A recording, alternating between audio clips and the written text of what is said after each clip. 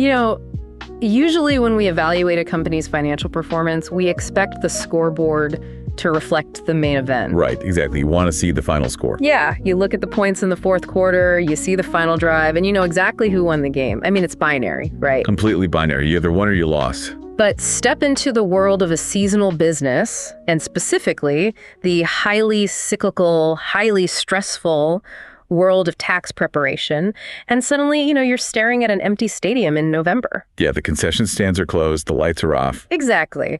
You are trying to figure out if the team is actually any good based solely on how they are stretching on the sidelines. It's tough. It's a really weird dynamic. It is the absolute definition of analyzing a pro athlete in the preseason. The real game hasn't even started yet. But if you look closely enough, you can see the discipline. Right. The conditioning and the underlying strategy, which brings us to the bizarre, almost paradoxical Q2 earnings call for H&R Block, ticker symbol HRB. Yeah, this is a wild one to read through. Yes. Welcome to another Talk Tickers Deep Dive, where our mission is always the same. We cut through the Wall Street jargon to give you a data-forward, highly opinionated, and actionable breakdown of what is actually happening. And we definitely have our work cut out for us today. We really do. So let's jump straight into the data. We have a quarter ending in the dead of winter, right? Long before anyone is even thinking about a W-2. Yeah, nobody is thinking about taxes in December. Nobody. So revenue for the quarter hit $199 million. Which is pretty solid, actually. It is. That's an 11% year-over-year increase. Sounds great. On the surface, yeah. It sounds like a total win. But then, you glance at the ticker tape and you see the adjusted loss per share was $1.84. Ouch. Yeah, that number hurts. Right. And that is fundamentally worse than the $1.73 loss they posted during the exact same quarter last year. It is. It looks like things are going in the wrong direction. I mean, revenue goes up, but the per share loss actually gets wider. Okay, let's unpack this, because the immediate cognitive dissonance there is enough to make a casual investor just hit the panic button. Oh, completely. You see a double-digit revenue bump completely overshadowed by a widening loss. And, well, the instinct is to assume the company's cost structure is just spiraling out of control. Yeah, that they're just burning cash in the parking lot. Exactly. Yeah. But to make sense of it, you have to completely discard the way you would analyze, like a tech firm or a consumer packaged goods brand. How so? Well, H&R Block's fiscal calendar is essentially a desert followed by a monsoon. A desert followed by a monsoon. I like that. Yeah, so the second quarter historically contributes roughly 5% of their total annual revenue. Just 5%? Yeah, just 5. The overwhelming majority of their cash flow arrives in this violent 3-month window between late January and April. The tax season monsoon. Exactly. So operating at a net loss during the fall and early winter is not distress. It's actually just standard operating procedure. Right. It is the necessary cost of keeping the infrastructure alive. Yeah, paying leases on physical storefronts and firing up the marketing engines for the main event. Okay. I can accept that a loss in Q2 is standard operating procedure. I mean, nobody is filing taxes while carving a turkey. Definitely not. But a widening loss per share. If I am holding HRB in my portfolio and I see that loss expand from $1.73 to $1.84, that flashes red on my brokerage app. It definitely looks bad on a screen. Yeah. And management tried to spin this on the call as a positive. So I need you to square that circle for me, because right now it just looks like they're burning more cash than they did 12 months ago. Okay, let's strip away the corporate spin and look strictly at the mechanics of the math here. Please do. Earnings per share, or in this case, loss per share, is just a fraction, right? Right. Basic math, numerator and denominator. Exactly. The numerator is the total net loss in actual dollars. The denominator is the total number of outstanding shares floating around in the open market. Okay, tracking so far. So over the last few years, H&R Block has been executing an incredibly aggressive stock buyback program. They've been buying up their own stock. Yeah, heavily. They are using their excess cash from the spring tax season to continuously purchase and retire their own shares. So the total number of shares is shrinking week by week? Drastically. Yeah. Now think about what happens to a fraction when the denominator gets smaller. The outcome gets bigger. Right. Even if the actual total dollar amount of the net loss in the numerator stays perfectly flat, or, even improves slightly, as management claimed it did, that loss is now being divided across far fewer shares. Oh, I see. Yeah, so the mathematical loss per share is artificially magnified. Right, wait. So it went from $1.73 to $1.84, not because the underlying business is bleeding more cash, but because the ownership pie has been sliced into fewer, thicker pieces. You nailed it. It is a mathematical illusion. Wow. That's actually kind of crazy. So it's an illusion caused by them doing exactly what Wall Street loves, returning capital by shrinking the float. Exactly. Wall Street loves buybacks. But if it magnifies the losses in the off-season, what happens when we hit the monsoon? And that is the exact reason this strategy is so powerful. Fast forward to the spring. When they actually make their money. Right. When Q3 and Q4 roll around and they suddenly generate billions of dollars in net income, that massive profit is going to be divided among those exact same reduced number of shares. Oh, wow. So the earnings explosion on the upside is going to be magnified by the exact same mathematical dynamic that is currently making the off-season loss look worse? Yes. It works in both directions. It is like compressing a spring. In the off-season, the tighter they compress it by shrinking the share count, the more painful it looks on a per-share basis. That's a great way to put it. But the moment the actual revenue flows in, the release of that spring is going to be violent. Very violent. That is the mechanism at play here. And it is why fixating on the EPS loss in Q2 is a total trap for retail investors. So we shouldn't even care about the $1.84. Not really, no. The more important metric is that $199 million in top-line revenue. The 11% increase. Right. An 11% increase in a quarter where practically nobody is filing taxes is a significant anomaly. It really needs to be unpacked. Okay, let's pull on that thread then. Where is an extra 11% in revenue coming from in November and December? Well, they cited an increase in assisted tax prep revenue. Assisted prep. In Q2, they said it was driven by double-digit growth in something called net average charge, or NAC, alongside higher overall volume. Right, both of those were up. But honestly, who is walking into an H&R Block office in the middle of November? You were primarily looking at extension filers. Oh, right, the people who procrastinated in April. Yeah, but these are not your simple single W-2 returns. The people filing in November are typically business owners with convoluted K-1s. Ah, the complicated stuff. Exactly. Expatriates dealing with foreign income exclusions or individuals untangling messy divorces and inheritances. The stuff you definitely don't want to try to do on your phone. Right. They filed for extensions back in April, and their final hard deadlines are hitting in the fall. And this ties directly into that net average charge metric you just mentioned. Net average charge. NAIC. Just to put that in plain English for everyone listening, that is simply the receipt at the end of the day, right? Basically, yeah. It's total revenue divided by the number of returns processed. It is the average price tag a client pays. It is the ultimate indicator of pricing power. Because it shows they can charge more. Exactly. Seeing double-digit growth in NAC tells us two distinct things. What's the first one? First, the demographic walking through their doors in the off-season has highly complex financial lives requiring premium, higher-tier advisory services. Right, the messy divorces and business taxes. Yeah.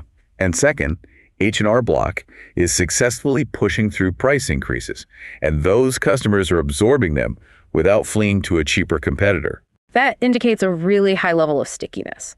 I mean, if you have a messy corporate tax return, you are not going to squabble over an extra $40 in prep fees when the alternative is risking an IRS audit. Absolutely not. You just pay the fee. But they also noted off-season traction in their DIY software sales too, right? He did, yeah. DIY had a good bump. However, the piece of the revenue puzzle that really caught my eye wasn't tax-related at all. It was their small business platform, Wave. Oh, Wave. Wave is arguably the most critical component of their long-term growth thesis. Tell me more about that, because they acquired this platform a few years ago, right? Yeah, a few years back. Yeah. And it functions as a comprehensive financial suite for small businesses. So it's not just taxes. No, not at all. It handles invoicing, daily accounting, and payroll processing. And the beauty of Wave is that it shifts them away from that brutal seasonal monsoon model we just talked about. Exactly. It's year-round. Because Wave is software as a service, or SaaS.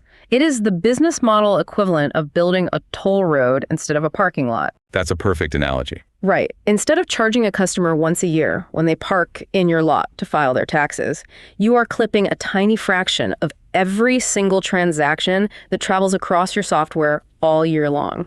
The toll road analogy perfectly captures the payments volume aspect of Wave. On the call, management highlighted exceptional growth in both their high-margin pro-tier subscriptions. Wait, Pro tier, meaning small businesses are actively upgrading from the free version to paid tiers. Yes, exactly. They are converting free users into paying subscribers.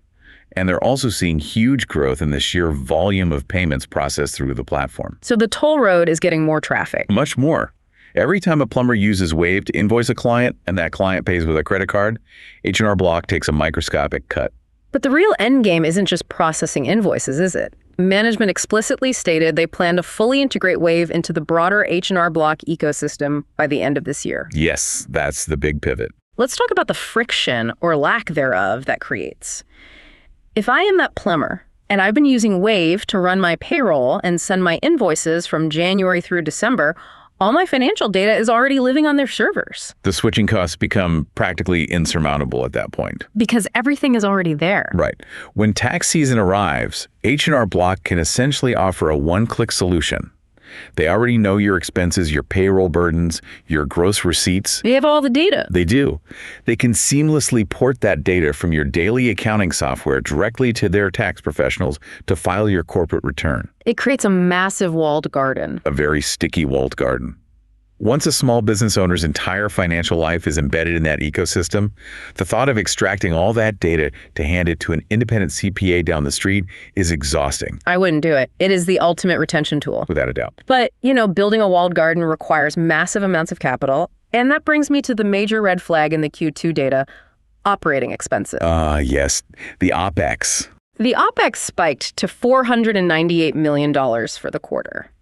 Let's just pause and digest that for a second. Big number. They brought in $199 million in revenue, but they spent nearly $500 million to do it. What is driving that kind of cash burn? Well, management segmented that OpEx spike into two distinct categories on the call. The first one is pretty straightforward, higher field wages. Which, that tracks logically. If your assisted revenue is up double digits because you are processing more complex extension returns, you have to pay the tax professionals sitting in the offices to do the work. Right. You can't process more volume without paying for the labor. It is a direct variable cost of success, so I'm not worried about that. But what was the second category? The second category was categorized as one-time consulting costs associated with a, quote, strategic sourcing and cost optimization initiative. Okay, I have to stop you right there. I knew you were going to hate that. I do. Whenever I hear a phrase like strategic sourcing and cost optimization initiative, my eyes just glaze over. It is a mouthful. It is pure corporate speak. 9 times out of 10, that translates to: we paid an incredibly expensive consulting firm like McKinsey or Bain to come into our headquarters, look at our spreadsheets, and tell us which middle managers we should fire. Yeah, that's usually the translation. So is that what we are looking at here? Just a massive consulting bill to execute layoffs? I actually look at it a bit differently in this specific case. Okay, convince me. While there is undoubtedly an efficiency and headcount component to any cost optimization strategy, you have to consider the technical debt H&R Block is carrying. They are a very old company. Exactly. They are a legacy company trying to pivot into a modern fintech ecosystem. Chief Financial Officer Tiffany Mason explained that the goal of this initiative is to identify structural, permanent savings within their legacy operations. Like what specifically? Like rationalizing their vast physical retail footprint or modernizing severely outdated back-end IT systems. So they take the $400 million punch to the jaw in Q2, pay the consultants, and theoretically, the savings they identify will self-fund the development of things like the Wave integration and new AI tools for the next 5 years. That is precisely the argument management is making. And Mason emphasized that these expenses were fully baked into their annual guidance. So it wasn't a surprise to them? No, not at all. It was a calculated, planned surgical strike on their own cost structure, executed during the quiet season so it wouldn't disrupt the peak tax rush. Oh, okay. All right. So, I'll buy that. So we have a handle on the internal machinery here. We've got the EPS illusion, the NEC pricing power, the Wave ecosystem, and the painful but necessary OpEx burn. right, all the internal factors. But H&R Block does not operate in a vacuum. Everything they do is at the mercy of the United States government. Which is always a wild card. And we have to address the legislative earthquake that is about to hit the upcoming tax season. The One Big Beautiful Bill Act. This is huge. Now, a quick disclaimer for you listening. We do not care about the politics of this bill. We are not going to debate whether these policies are economically brilliant or fiscally irresponsible. Nope, leaving politics at the door. We are evaluating this legislation through one lens and one lens only. How does it impact the profit margins of ticker symbol HRB? And from that perspective, this bill is a monster. A total monster. It introduces a level of structural complexity to the tax code that we haven't seen in nearly a decade. For years, the tax environment has been relatively static. Taxpayers generally knew what their returns would look like year over year. It was predictable. Yeah. But this new legislation upends all of those assumptions. Let's look at the sheer volume of changes. I mean, the standard deduction is increasing by $750. Right. They are introducing a completely new, untested deduction for tips income, which is going to be incredibly messy to track. There is a brand new deduction for overtime pay, and they are significantly altering the caps on the SALT deduction, the state and local tax deduction. Just consider the psychological impact of all those changes on the average worker. It's got to be massive. Let's take a hypothetical bartender working in a high-tax state, like, say, New York or California. Okay, tracking. In previous years, they might have simply taken this standard deduction and filed a basic return on a free mobile app while sitting on their couch. Super easy. Takes 10 minutes. Right. But now they have to calculate whether their specific mix of hourly wages, overtime shifts, and credit card tips qualifies them to itemize under these new, unproven rules. And it's the interaction between the new rules, right? They have to navigate the interaction between the new TIPI deduction and the altered SALT caps. Exactly.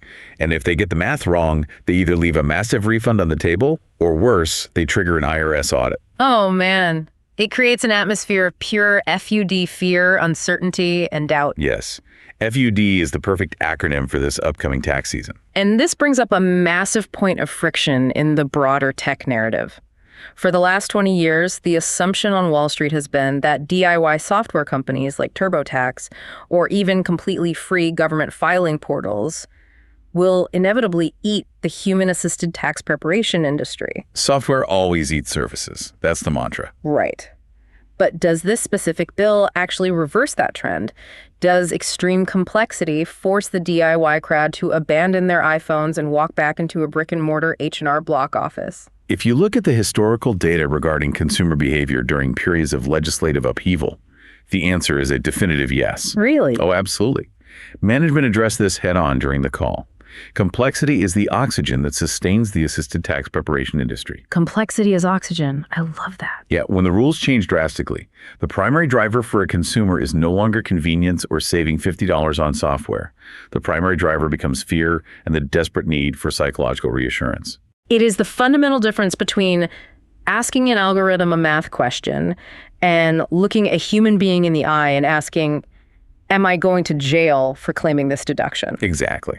CEO Curtis Campbell shared a fascinating statistic on this. What was it? Out of the roughly 150 million individual tax returns filed in the United States every year, approximately 55% are still done via professional assistance. Wait, still 55%? Still. Think about the technological leaps we have made, from paper forms to desktop CD-ROMs to cloud software to mobile apps that can literally scan your W-2 with a camera. It's never been easier to do it yourself. Exactly. But through all of that innovation, that 55% figure has remained stubbornly, remarkably stable. That is why people do not pay a tax professional just to do arithmetic. They are paying for an insurance policy on their own anxiety. They want someone to hold their hand. Right. They want an expert to say, I have reviewed your overtime hours, I've applied the new One Big Beautiful Bill provisions, and your return is bulletproof. So H&R Block isn't really selling tax preparation, they are selling peace of mind. And the government just manufactured a massive nationwide deficit of peace of mind. Couldn't have said it better. Which naturally transitions us to how they are handling that demand operationally. Because if you have millions of panicked taxpayers flooding into your offices with questions about tips and overtime deductions, your human tax pros are going to be completely overwhelmed. The bottlenecks would be insane. Right. This is where their artificial intelligence strategy becomes critical. And what is fascinating to me is that they are actively rejecting the Silicon Valley narrative that AI is going to replace human labor. That is a crucial distinction. The superficial dystopian take on AI in the financial sector is that it will simply evolve into a hyper-competent DIY chatbot eventually rendering the human accountant totally obsolete. Right, the AI CPA. Yeah, but H&R Block is taking the inverse approach. Yeah. They're deploying AI strictly as an enabler to empower their human workforce, not to disrupt it. Break down how that actually looks on the ground, because if I walk into a strip mall H&R Block office this February, how is AI involved in that interaction? Okay, so they have rolled out an AI-enabled tax pro assistant that is deeply integrated into the desktop workflow of their 60,000 tax professionals. So it's on the screen in front of the human. Exactly. Imagine you sit down across the desk and ask a highly nuanced question about how your specific freelance income interacts with the new SALT deduction caps. Okay. In the past, if the tax pro didn't know the answer off the top of their head, they would have to put you on hold, dig through physical reference manuals, or call a senior supervisor. Which wastes everyone's time. Right. But now the AI assistant is actively listening, parsing the newly written tax code in real time, and prompting the tax pro with the exact IRS rulings and guidance right on their screen. So it artificially elevates the floor of expertise across the entire company. A first-year hire suddenly has the encyclopedic instant recall of a 30-year veteran CPA, but they still maintain the human empathy and judgment required to actually manage the client's anxiety. Precisely. You get the robot's brain and the human's bedside manner. That's a powerful combo. But the AI integration goes far beyond just operating as an advanced search engine. They are using it to fundamentally reinvent the onboarding process for new clients, specifically through a feature they call SecondLook. I am fascinated by SecondLook. The premise is brilliant marketing. It's basically, bring us the tax returns you filed with a competitor or did yourself over the last 3 years, and we will double check their work to see if they missed any money. It's a great hook. It is. But from an operational standpoint, doing a forensic audit of 3 years of some stranger's PDF tax returns sounds like a catastrophic waste of a tax professional's time, especially during the peak rush of April. Historically, it was. It was a manual, agonizing process of cross-referencing old forms. I can't even imagine. Because of that friction, tax pros were often really hesitant to offer the service when there was a line of people waiting in the lobby. Of course. We want to churn through the line. But today, they have deployed AI to automate the ingestion and extraction of that data.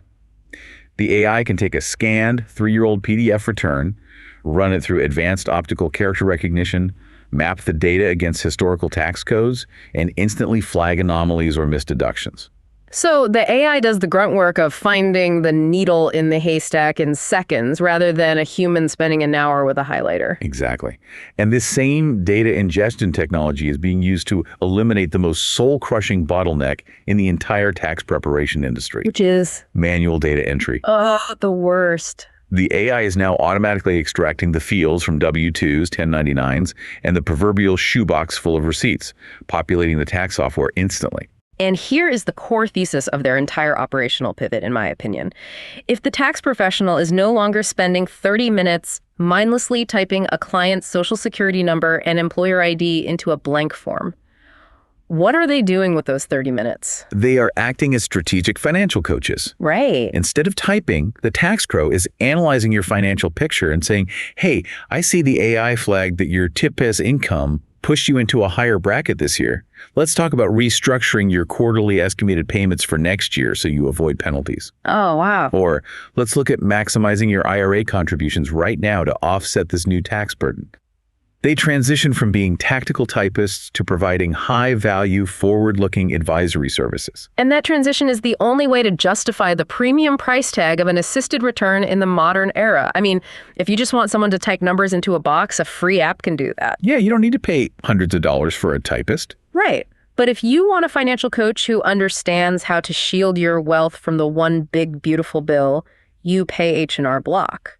Exactly. So we have the macroeconomic environment creating immense demand, and we have the internal AI tools creating immense operational efficiency. How does management model all of these variables when they look at the future? Let's dive into the guidance. Yeah, the guidance is where the rubber meets the road. For the full year fiscal 2026, management reaffirmed their previous guidance ranges, and the sheer scale of the numbers is impressive. Hang on me. They are projecting total revenue between $3.875 billion and $3.895 billion. Solid. Adjusted EPS is expected to land between 4.85 and 5.00 per share. Okay, massive jump from that off-season loss we talked about. Exactly. But the metric that really stands out is EBITDA earnings before interest, taxes, depreciation, and amortization. They're projecting EBITDA between $1.015 billion and $1.035 billion. Over $1 billion in EBITDA. Let's actually define EBITDA for a second because it is a vital metric for a company like this. Please do. H&R Block has massive depreciation and amortization costs. They are amortizing the software development costs of Wave and all their new AI tools, and they are depreciating the physical assets inside thousands of retail storefronts. EBITDA strips all those non-cash accounting charges away and gives us a raw look at the actual cash-generating power of the core operations. It is the pure cash engine. Right. And generating over $1 billion in pure operational cash flow is massive. But what I find truly staggering isn't the $1 billion itself. It is the underlying assumption they used to get there. Ah, you are referring to their assumption about overall industry volume growth. Yes. Despite the impending chaos of the One Big Beautiful Bill, management stated on the call that their financial models are built on the assumption that total industry tax filing volume will only grow by 1%. 1%? 1%. The entire country is panicking about new deductions, and they are projecting basically flat growth. It is an incredibly conservative baseline. Historically, the total number of tax returns filed in the U.S. grows by roughly 1 to 1.5% annually, driven almost entirely by simple population growth and minor shifts in workforce participation. Just standard demographics. Right. Management is actively choosing not to bake a miraculous, unprecedented surge of new taxpayers into their guidance. They are not reliant on a massive macro-level expansion to hit that $1 billion EBITDA target. I love this. To use a baseball analogy, they're basically telling Wall Street they can win the World Series playing small ball. Exactly, just hitting singles and doubles. They aren't swinging for the fences, praying that 5 million brand new customers suddenly walk through the door. They've built a financial model that hits its targets by simply squeezing more value, more efficiency, and more loyalty out of the people who are already inside their ecosystem. And that strategy hinges on a relentless focus on high lifetime value, or LTV, segments. Walk me through the math of LTV in this context, because this is where the business model really sings. Sure. Consider the difference between two potential customers. Customer A is a 19-year-old college student with a single part-time W-2. Okay. They jump from free app to free app every year, looking for the absolute cheapest way to file. The lifetime value of that customer to H&R Block is virtually zero. Because they'll just leave the second you charge them a dime. Right. They actually cost more to acquire in marketing than they will ever generate in revenue. Yeah. Now look at customer B, a small business owner who adopts the Wave platform. The plumber from our earlier example. Exactly, the plumber. If H&R Block acquires that plumber, they are clipping transaction fees on every invoice all year long. They are charging a monthly subscription for the Pro tier software. And the tax prep on top of it. Right, at the end of the year, they're charging a premium fee to handle the complex corporate and personal tax returns. That single customer might generate thousands of dollars in high-margin revenue every single year. Wow. Over a decade, the LTV of that small business owner is astronomical compared to the college student. So by conceding the low-margin, transient, free file market to the DIY competitors, just letting them have the college kids, and focusing intensely on the sticky high LTV clients, they can generate $1 billion in cash flow even if the broader industry barely grows. Yes, the small businesses on Wave, the complex extension filers, the people terrified of the new tax bill, those are the high-value targets. It gives them a massive margin of safety. It is a master class in realistic financial modeling. They have built an operational fortress that does not require everything to go perfectly in order to succeed. All right, I think we have covered the entire landscape here. We had dissected the off-season EPS illusion, the stickiness of the Wave software ecosystem, the necessary OpEx burn for structural efficiency, the psychological tailwinds generated by the One Big Beautiful Bill, the pivot from manual data entry to AI-empowered financial coaching, and the highly conservative billion-dollar guidance. We really unpacked it all. We did. We are at the point in the deep dive where we have to distill all of this data into a verdict. For you, the retail investor listening to this, trying to decide what to do with your shares of HRB, what is the bottom line? When you synthesize all the moving parts, the signal emanating from this Q2 earnings call is aggressively bullish. Aggressively bullish. Yes. If you allow yourself to get distracted by the superficial noise of the off-season net loss, you completely miss the underlying structural strength of the company. Give me the core pillars of the bull case, just to summarize. Okay, first, the demand environment is fundamentally shifting in their favor. The impending complexity of the new tax legislation is going to act as a massive catalyst, driving anxious taxpayers out of the DIY channel and directly into the chairs of H&R Block's human professionals. Fear is a great motivator. It really is. Yeah. Second, they have successfully stabilized their market share in that highly lucrative assisted category, proving they still have significant pricing power. Right, the NIC growth. Exactly. Third, the integration of Wave provides a legitimate, high-growth avenue into year-round recurring SaaS revenue. The toll road. The toll road. But the absolute trump card, the most actionable and definitive data point from this entire analysis, is their unrelenting commitment to returning capital to shareholders. We touched on the mechanics of the share buybacks earlier, but let's put hard numbers to it to bring it home. In the first half of the fiscal year alone, during their quietest, most cash-poor seasons management returned $508 million to shareholders through dividends and share repurchases. $508 million in the offseason. $500 million handed back to the owners of the business while the stadiums were ostensibly empty. That level of capital return requires supreme confidence in the balance sheet and the upcoming tax season cash flows. I mean, you do not burn $500 million on buybacks in the winter unless you know for a mathematical certainty that the monsoon is going to hit in the spring. And the monsoon is coming. Even more critically, they announced they still have roughly $700 million remaining on their current share repurchase authorization. That is $700 million of dry powder sitting on the balance sheet, ready to act as a continuous bid under the stock price, further shrinking the share count and hypercompressing that EPS spring before the Q3 earnings explosion. So for the retail investor, the actionable takeaway is remarkably straightforward. It is a classic textbook value investing thesis. Hold steady. Exactly. You have identified a cash-generating juggernaut that is actively and aggressively returning that cash to you, increasing your proportional ownership of the company every single day without you having to lift a finger. The macroeconomic catalyst, the one big beautiful bill, is perfectly aligned with their core competency. The move is to hold your position, ignore the off-season headline anxiety, and let management execute their playbook as we enter the peak tax season. Hold steady and let the machinery work. I love it. Now, before we sign off, I want to leave you with one final provocative concept to chew on as you watch the markets this week. Throughout this entire deep dive, we have framed H&R Block within the context of taxes. Right, which is how everyone views them. Wall Street does the exact same thing. The market currently prices HRB as a cyclical, seasonal tax booth. It trades at a relatively low multiple because the assumption is that the company essentially hibernates for 9 months out of the year. But consider this. What if that valuation model is completely obsolete? Oh, you were looking at the sauce transition. Exactly. If H&R Block successfully executes the integration of the Wave platform, and they use their AI tools to transition their workforce from seasonal tax typists into year-round trusted financial advisors for millions of small businesses, they are no longer just a tax company. Not at all. A sticky, year-round software ecosystem that handles a business's daily invoicing, weekly payroll, monthly bookkeeping, and annual taxes is an entirely different beast. It is. Software as a service companies with that level of deeply embedded recurring revenue trade at massive premium multiples on Wall Street. Right. If H&R Block proves to the market that they have successfully mutated from a seasonal survivor into a year-round fintech ecosystem, the current stock price isn't just cheap. It might be the ground floor of a massive structural valuation re-rating. Wall Street might be pricing a tech ecosystem like a strip mall tax booth. And that brings us perfectly back to the beginning.